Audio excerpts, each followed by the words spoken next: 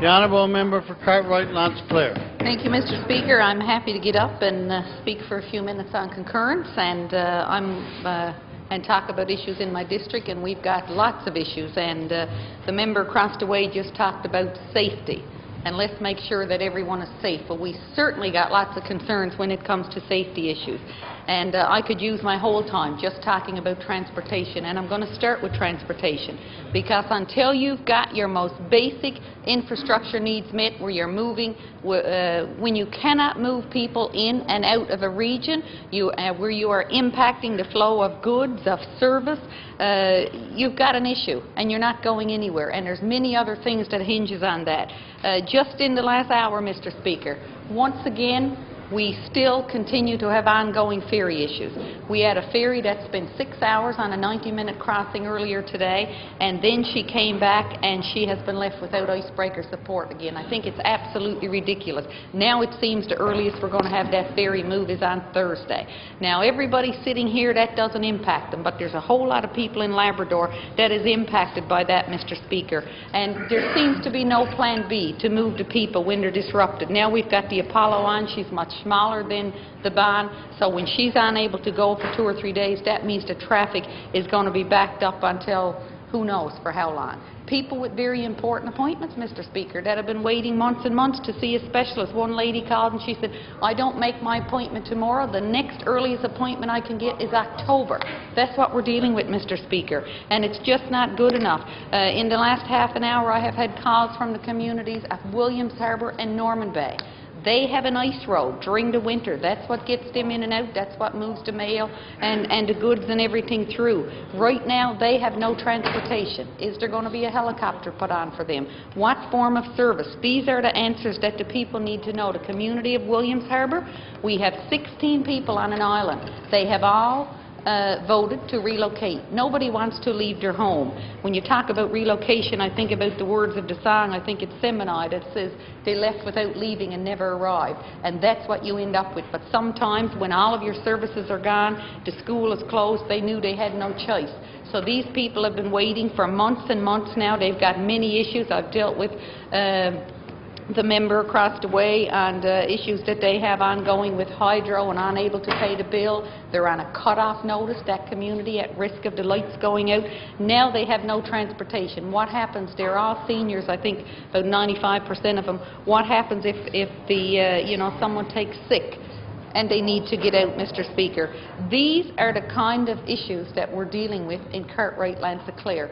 Very different. I mean, in here we get up and we talk about blue zone, and if the space is wide enough for wheelchair accessibility, and very important things. But the issues in Cartwright-L'Anse, Clair, they're monumental. You've heard me many times get up and talk about a fixed link. We absolutely do need a feasibility study done to determine if a fixed link would be viable. We certainly need something, Mr. Speaker, something that would reduce the cost of our goods and service by 25 to 30%, and it would also give us a means of moving people in and out. You know, and a number of times when I've been on open line shows, people have posted things in social media and said this is what happened in Change Islands and other communities when the ferry went down. We're not talking just one community.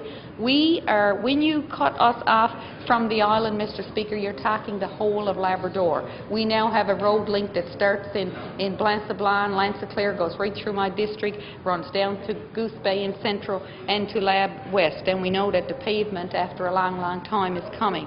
So certainly we have got to look seriously at that. We know that the former Premier did a pre-feasibility study 8 years ago. He found out a number of things. He didn't carry it any further. We now need to know if the costs have stayed the same. There's always advancements being made in how things are being done engineering-wise, and so the cost may in fact be cheaper. Just recently I was in New York and used tunnels a number of times, going over to Manhattan and on and off the island. You're down, you're under, you're through the tunnel, you don't even realize that you're underwater. But things are just flowing all the time. And until we can get the transportation issues taken care of in Labrador, we are not going to move forward. Very frustrating for people when you see multi-billion-dollar mega projects going on all around you. I've mentioned it here before, and I will continue to mention it. Talked to a lady today in Blacktickle, a whole family that's living right now on $800 a month. They can't even save enough to get out to Goose Bay somewhere to look for a job because they're unable to save the money that they need to make that deposit in an apartment. Sad situation, Mr. Speaker. And when you look at the wealth just flying in last night on the flight, Mr. Speaker, I read an article by the St. John's Board of Trade. In that article, she was talking about the potential, the business potential that's coming up. And she said Labrador is going to be exploding. Tremendous business potential in Labrador. And it really is upsetting, Mr. Speaker, when you read that kind of stuff, knowing that the residents, the people who need it, are not going to benefit from it. I am happy to say that I do have 9 more people that's going tomorrow to Muskrat Falls. We've worked mighty hard to get them in there. We couldn't understand why, you know, they did their profiles on the job site, they weren't getting in. We knew they were qualified, and you know, we've lost the supports in our communities, like our employment offices that was providing that assistance, and it really does tax my CA office when half the time we turn around and we're ended up providing a service of an employment office. But these are the things that we have to do because so many services have been cut in our small communities. So little by little we do have some numbers going in, but we certainly have a lot farther to go, Mr. Speaker. And the recent cuts to the shrimp, I know that it was that's a federal issue, but I believe that the onus is on this government to do whatever it can, relentlessly, to lobby the federal government to ensure that either the cuts are reversed or there has to be a fair distribution. As it stands right now, this LIFO policy, last in, first out, very unfair. People have geared up, they have invested big money, and now they stand to lose all. Many times at combined councils, when we sit around and we debate and we look at our small communities, and we sometimes use the analogy that our small communities are bleeding out. I was at a forum with my colleague from Straits White Bay North over at Memorial University just before the Easter break, and I listened to Dr. Barbara Neese reference the fishery as the guts of the small communities. And I thought, well, there you go, piece both of it together. If we take the guts out of our small communities, there's a good reason that they're going to bleed out.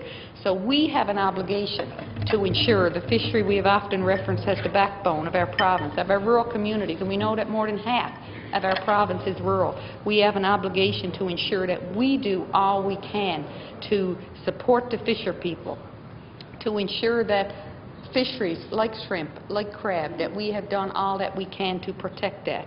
And also I believe that we need to be looking at other species to see where we can diversify, where we can go into new fisheries. We need to be doing more. There's a fair bit of interest right now in my area from fisher people on sea urchins, and so I'll be working with them on that.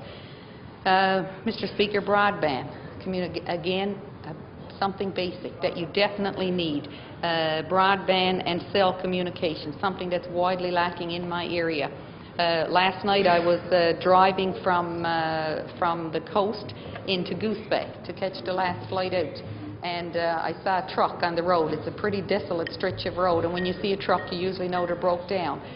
When I pulled over, this was a man from Sheshi and his wife and a truckload of small children. They had broken down on the side of the road. He had a radio in his hand. I'm not sure what he was trying to do with the radio, but I can tell you where he was, nobody was going to hear him.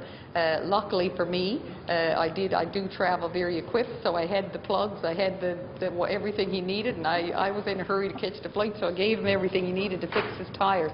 But just another reason why we need, you know, if it's too costly up front to put the cell service in place, why not? Can't we have the Wi-Fi? Most people now have the phones, they have the iPods, and you can just message someone and you can tell them where you are, because if we're talking about safety, this is all about safety. We live in a piece of the province where we have very harsh weather conditions. Snowstorms. I left the community of St. Louis on Saturday night, and I thought I was in a storm in March, very stormy, and here we are in the middle of May. These are the reasons why we need this infrastructure in place. Mr. Speaker. So I will continue to lobby for broadband. When I think about businesses, many times I've stood and I have tried to convince government that if we had a tourism development officer in the district, the revenue that could be brought in, what a valuable investment. We are sitting on a gold mine in terms of tourism, and it's just, I can't understand how people can't see that. We have tourists that come to places like Red Bay and Battle Harbour, and it's unlike anything they've experienced. I've been to Alaska, Mr. Speaker, and I don't know if there's anything in Alaska that compares with what we have if we had the funds and we had some infrastructure and we were able to market that in terms of our icebergs and our whales and everything. And yet, Mr. Speaker, businesses are trying to do what they can on their own and not even able to get on the internet. Can you imagine? Lansaloo, the biggest community in my district, and there is a business there that is experiencing great frustration because they can't even use their Interact with a debit card. 2014, and this same business is looking out their front window and all day long they're watching traffic go back and forth to Muskrat Falls, despite what Nalcor said about their equipment is going in by boat. What about all the subcontractors? That's the reason people are so frustrated. They know the billions of dollars that's happening a few yards from, and yet our people continue to live in poverty. And sometimes, yes, you hear them talking about separatism and everything else, and sometimes you think you just can't blame them for that. Certainly a lot of inequality, injustice, unfairness, and it's been going on for quite a long time, and it's very, very, very unfair, Mr. Speaker, that you can have a small province and the disparities that exist between the island and Labrador. The gap is so wide, so we have a long way to go in terms of bridging that gap. Hopefully, we have a new government now in Quebec that we're going to see Route 128 connected, and that is going to be a link out for Labrador. And I believe then the island is going to see that we should have done this fixed link a long time ago, and then they're going to be hurrying to catch up, Mr. Speaker. Mr. Speaker, the health care is a huge issue, and there's a lot of things that we can do to improve the life of the people in that area and save money to health care. We know that we're already spending 40 cents on every dollar, and clearly we are not meeting the need. Mr. Speaker, if we had some of this communication technology in place that I just referenced, it would certainly go a long way in terms of helping with health care. Every time somebody from a coastal community flies to St. Anthony, they go on a voucher that is subsidized by the provincial government. But here is the problem, Mr. Speaker. They get on a flight and they go travel to St. Anthony on that voucher. They come back, and when the results of their test comes in, they get on the plane and they travel again. Many people have said to me, why can the results not be given to you by telephone, or why can you not go sit in your community clinic, sit in front of a TV screen and talk with your doctor? Thousands of dollars, Mr. Speaker, could be saved that way. I don't know why people are not looking at this. I don't know why the government is not looking at ways to save money, looking at ways to spend smarter, thinking outside the box. There's so many ways so many areas that we can see room for improvement. Like I've said here before, after all, the room for improvement is the biggest room in the house, isn't it? And we need to be, the problem is, Mr. Speaker, people are not talking with the people on the ground. Decisions are being made up here that impact the people down here, and the people that's using the system, they see every day where improvements can be made. I see them when I'm in the district because I live there too full time. I use the same services that they use, and I often reference this. When my family has an incident or an accident, I'm using the same system. So I'm getting to see where improvements need to be made, and if protocols and policy that's in place are already working, because I'm not taking my child to the health science center down the road, or I'm not in here. I've got the same issues as they are. Their issues are my issues. So I understand clearly where their frustrations are, Mr. Speaker. And our youth, I want to mention our youth, Mr. Speaker. Our most valuable resource in so many ways. May is a month of graduations, and every weekend when I'm back in my district, I'm attending a graduation, and that's one of the nice things that we get to do as a member, to see these youth who have so much potential. And they're the ones that are going to lead the way. They're the ones that's going to change a lot of this. I really believe that, Mr. Speaker.